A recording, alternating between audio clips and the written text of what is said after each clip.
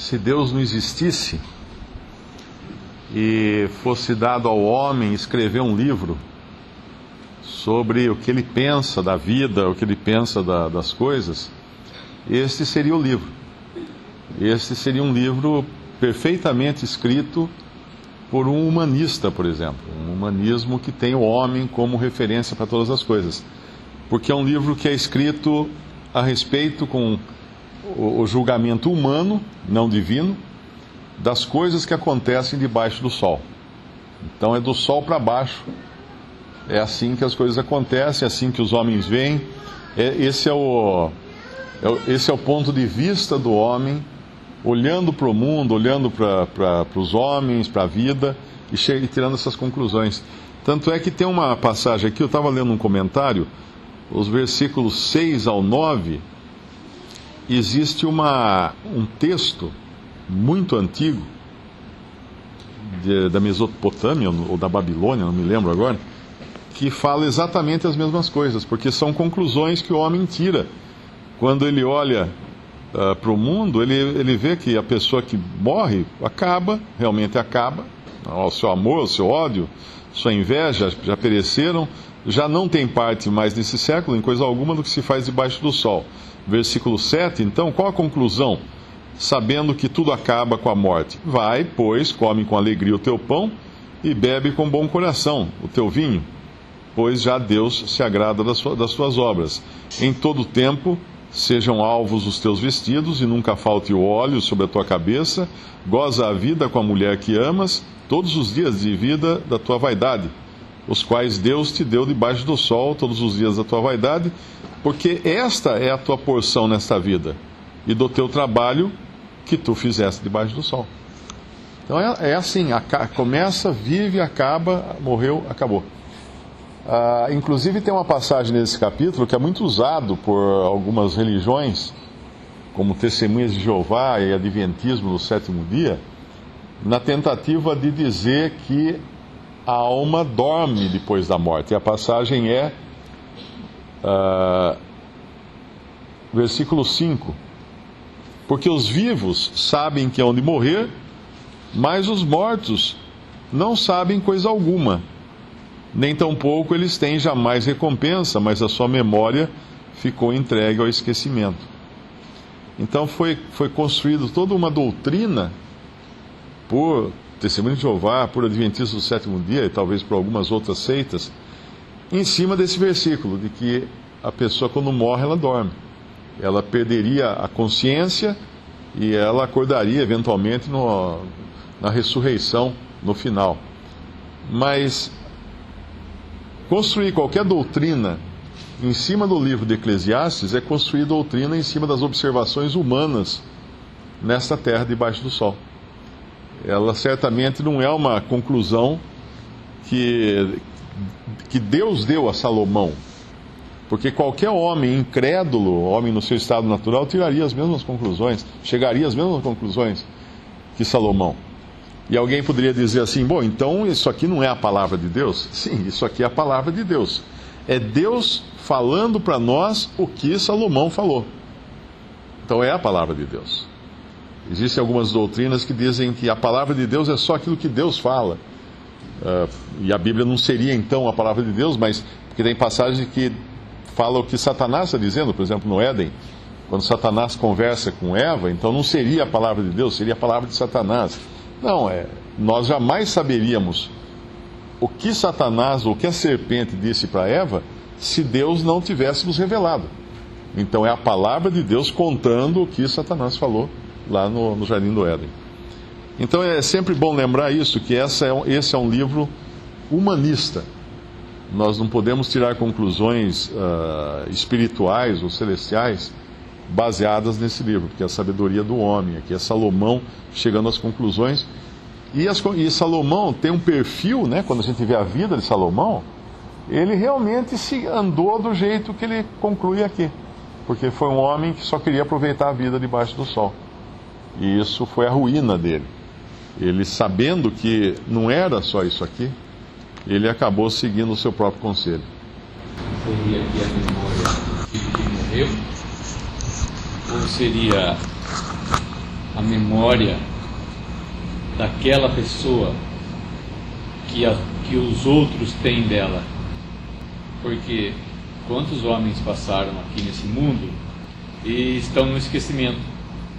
Eu estava no cemitério ontem e eu me lembrei que existiu uma pessoa só porque eu vi o túmulo dela, porque ela já estava no meu, não estava mais na minha memória, que é uma pessoa bem conhecida.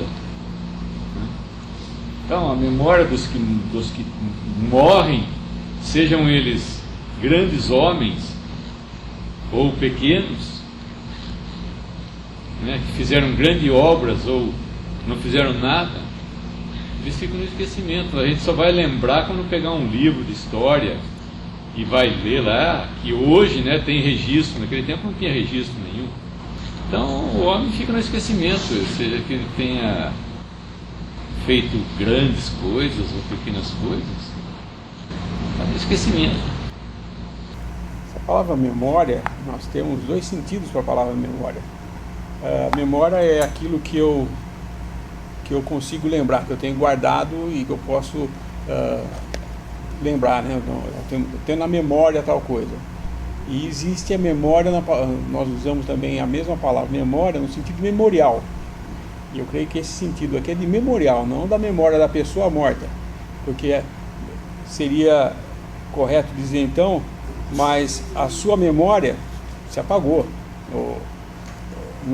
Ele não tem mais memória do que ele está fazendo, mas não está dizendo isso, ele está dizendo, mas a sua memória foi entregue ao esquecimento, ou seja, o memorial da existência dele, ninguém vai lembrar dele depois que ele morreu.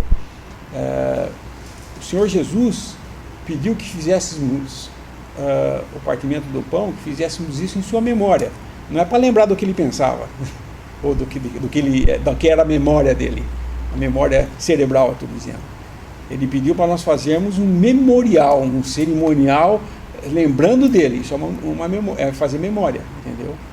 E nesse sentido, nós, todo primeiro dia da semana, trazemos outra vez a recordação de que aquele evento aconteceu. Isso é trazer à memória a coisa de novo.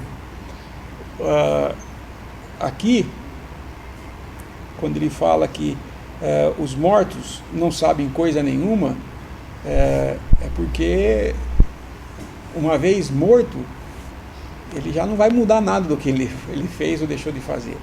Essa ideia do espírito, do morto dormir, a pessoa morta está dormindo, talvez tragam essa ideia pelo fato de falar no Novo Testamento, principalmente, que tal pessoa tenha dormido, como Lázaro, né? O Senhor falou assim, não, ele dorme, não, ele morreu, mas ele falou, não, eu estou falando da morte dele, né? Então, a palavra dormir não é que é como o sono que nós temos, que você dorme e quando acorda, passou o tempo.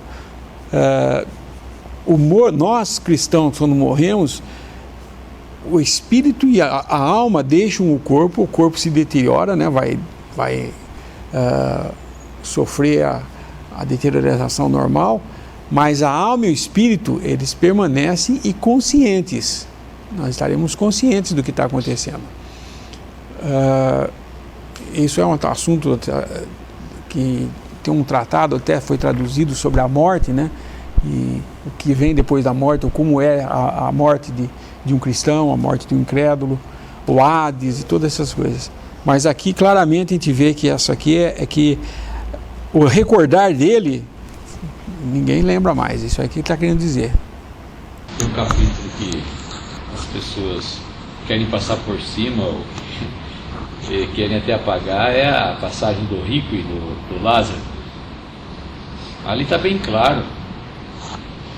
Ali não deixa dúvida nenhuma, né, do que acontece com o homem após a morte. Aonde vai um e aonde está o outro. Está bem claro, os sentidos, né, do rico, onde é que ele estava, a diferença de lugar, havia um grande abismo. Então isso o Senhor Jesus traz claramente. Depois que ele vai para a sepultura, o corpo dele vai para a sepultura, o tabernáculo, né? A casa alugada dele, quando é destruída, ele vai para um lugar. Ou vai para o seio de Abraão, ou vai para o tormento, lugar de tormento. Tem. O Jesus foi bem claro, essa passagem é bem clara. Aqui também cai por terra, né, a ideia de que se eu for bom, tudo vai dar certo comigo. Se eu for mal, não vai dar certo as coisas comigo. E às vezes até tem ditado, né, coisas ruins acontecem para pessoas boas. Na realidade não tem nada a ver uma coisa com a outra, porque debaixo do sol as coisas são o que são. E obviamente nós sabemos que o crente, ele tem a sua proteção, ele tem Deus cuidando dele, mas não acontecem coisas ruins para o crente? Acontecem coisas ruins para o crente também. Acontecem tribulações? Acontecem tribulações. Paulo escreve, o Senhor Jesus diz, no mundo tereis tribulações, mas eu venci o mundo. Então o crente não é imune de tribulações, muito pelo contrário, é tudo imprevisível nessa vida. O versículo 11 mostra isso: voltei-me e vi debaixo do sol que não é dos ligeiros a carreira. Nós podemos pensar, bom, mas numa corrida de automóveis, quem ganha? É o carro mais rápido. Não, pode não ser, ele pode furar um pneu, ele pode bater, ele pode ter uma dor de barriga, o piloto, ele pode acontecer qualquer coisa durante a corrida. Então entra a questão sorte aí, né? Diz que uma vez perguntaram para um milionário do petróleo nos Estados Unidos, por que ele tinha ficado milionário e outros não tinham ficado, outros amigos dele da mesma. Falou assim, olha, tem gente que encontra petróleo, tem gente que não encontra. Ou seja, é tudo uma questão de sorte. Não é dos ligeiros a carreira, nem dos valentes a peleja, nem tampouco dos sábios o pão, nem ainda dos prudentes a riqueza, nem dos entendidos o favor. Mas que o tempo, versículo 11, mas que o tempo e a sorte pertencem a todos. Ou seja, a probabilidade é igual para todos de acontecer algo. Então não tem... agora, o crente, ele pode sofrer? Pode. Existe uma ideia errônea também. Eu recebi até um e-mail esses dias perguntando se... Aliás, era um cartão com um pensamento que dizia assim, não temas, filho meu, alguma coisa assim, porque Satanás não pode tocar em ti, aí assinado Deus. Estava errado o cartão, a frase, estava totalmente errada, porque Deus permitiu que Satanás tocasse em Jó. Então sim, Satanás pode tocar no crente, passando primeiro com a permissão de Deus. E uma outra ideia também é que nós não somos provados ou não sofremos mais do que podemos aguentar. Podemos sofrer mais do que podemos aguentar, porque Paulo falou, desesperamos até da própria vida, porque era mais do que ele podia suportar. Porém, Deus o socorreu. Ele continua, ele conclui. Porque, para toda medida, obviamente, o crente, ele leva em consideração aquilo que está acima do sol. Embora em Eclesiastes nós temos Salomão falando das coisas debaixo do sol, o crente tem que ter isso muito seguro, saber que é exatamente assim que as coisas acontecem, porém, os seus recursos não estão debaixo do sol. Os seus recursos estão acima do sol. Porque ele tem intimidade com o Criador do sol, o Criador da terra, com o Criador de todas as coisas. Então ele tem onde buscar recurso. Quando a gente pega o Salmo 23, por exemplo, que é um salmo bem conhecido, nós vemos dois estágios da conversa aqui do salmista. Ele está falando do que acontece debaixo do sol, cuidado por Deus do que acontece debaixo do sol. O Senhor é o meu pastor, nada me faltará, deitar-me faz em verdes pastos, guia-me mansamente a águas tranquilas, refrigera minha alma, guia-me pelas veredas da justiça por amor do seu nome. Até aqui é uma coisa que está acontecendo. Ele está falando, o Senhor, meu pastor, nada me faltará, Ele deitar-me faz em verdes pastos, Ele guia-me mansamente a águas tranquilas, Ele refrigera a minha alma, Ele guia-me pelas veredas da justiça, por amor do seu nome. É descritiva a coisa. Mas de repente ele muda o discurso, ele para de falar do Senhor e ele começa a falar ao Senhor. Ele muda com quem ele está falando. E é o versículo 4. Ainda que eu ande, a tradução correta aqui seria essa: ainda que eu ande pelo vale da sombra da morte, não temeria mal algum, não temerei mal algum, porque tu estás comigo. A tua vara e o teu cajado me consolam. Tu preparas uma mesa perante mim na presença dos meus inimigos. Tu unges a minha cabeça com óleo, o meu cálice transborda. Então existe uma relação.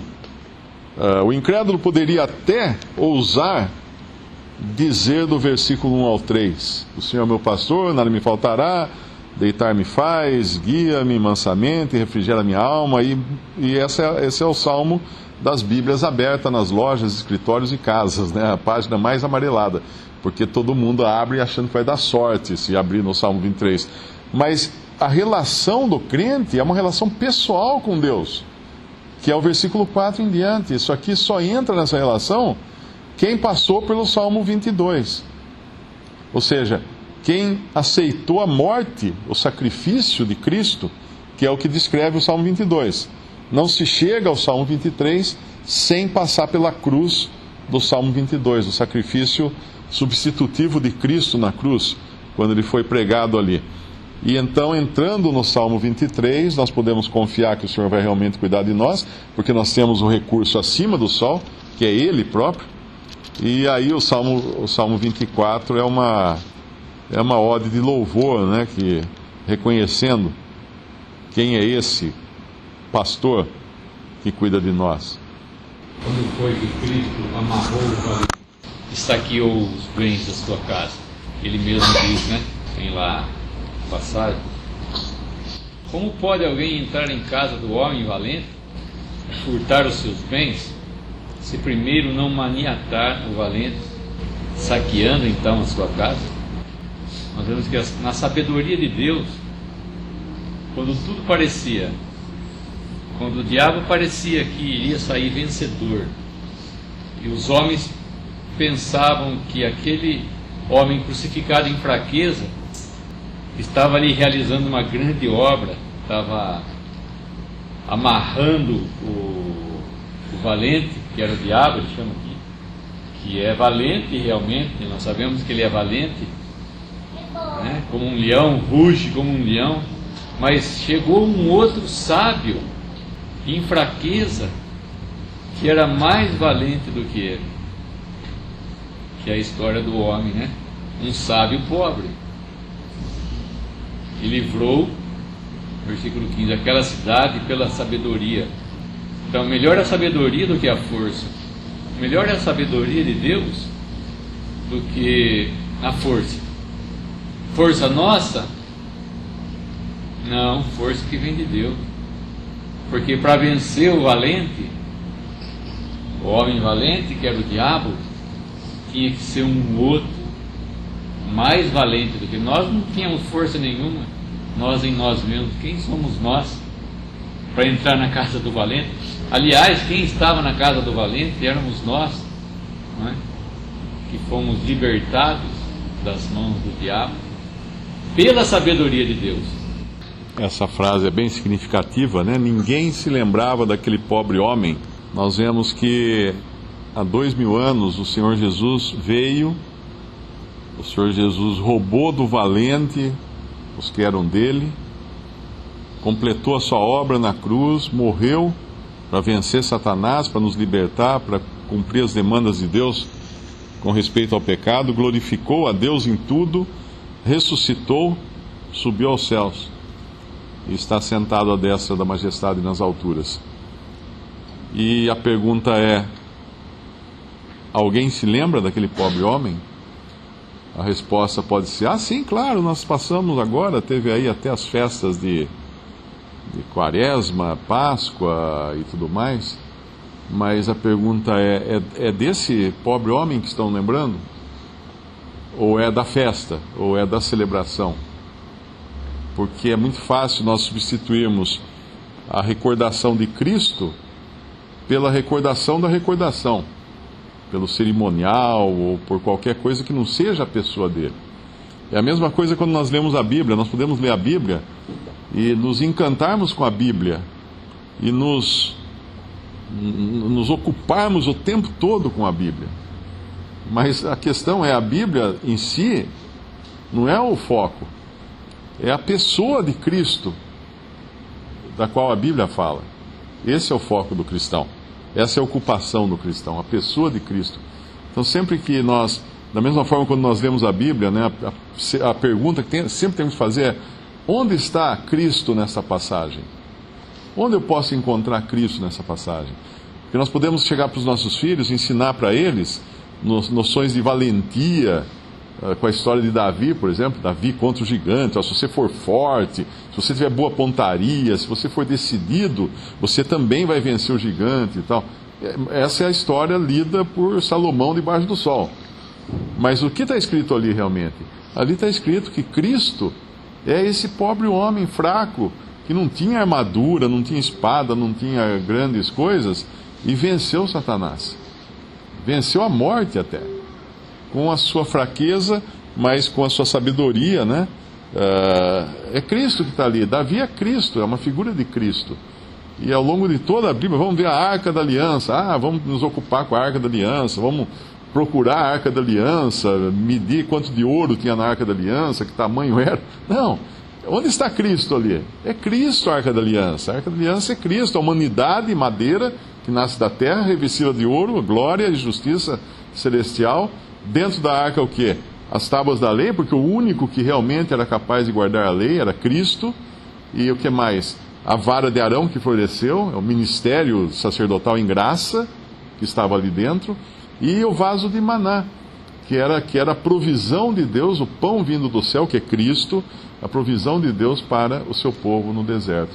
Então, como muda de figura quando nós começamos a procurar Cristo na palavra de Deus, e não mais as coisas em seu cerimonial, ou a própria Bíblia, ou a história, ou os eventos históricos. Não, Cristo, onde está Cristo? E a lembrança desse pobre homem é recordar Cristo. Quando nós sentamos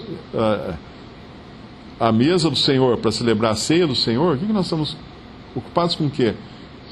Com um cerimonial, com uma coisa para dar sorte, para nos trazer bênção? Não, com a pessoa de Cristo, é Ele, a lembrança dele. Na verdade, ele não fala fazer isso em memória da minha morte, por incrível que pareça. Ele fala fazer isso em memória de mim, é da pessoa de Cristo. E anunciai a morte. Quando fazemos isso, anunciamos a sua morte. Mas lembramos de quê? Dele. Nós não nos reunimos para lembrar a morte, nós nos reunimos para lembrar a pessoa que morreu, que foi Cristo, a pessoa que deu sua própria vida. E esse deveria ser o nosso foco, porque essas coisas, na verdade, estão acima do sol, né? Abaixo do sol, elas não vão estar fazendo efeito para nós. A palavra sempre tem um E junto, né? E os homens, se ficar só no primeiro, na primeira frase, não se completa o pensamento, né? Se com a tua boca confessares ao Senhor Jesus. Isso é uma verdade. Muitos confessam ao Senhor Jesus. Só que vem a segunda parte. É uma conjunção aí. Esqueci o nome. E aditiva. Em teu coração creres. Então são duas coisas. Eu posso professar Cristo, eu posso ler a Bíblia, eu posso fazer o que eu quiser. Mas se no meu coração eu não criar, nada importa. Outra passagem. Deus quer que todos os homens se salvem. Ué, se Deus quer que todos os homens se salvem, por que os homens não se salvem? Só que tem uma conjunção aditiva aí. E que cheguem ao pleno conhecimento da verdade. Então, o pleno conhecimento da verdade está junto com a vontade de Deus. Se o homem não chegar no pleno conhecimento da verdade, não vai se completar a frase, não vai se completar a vontade de Deus.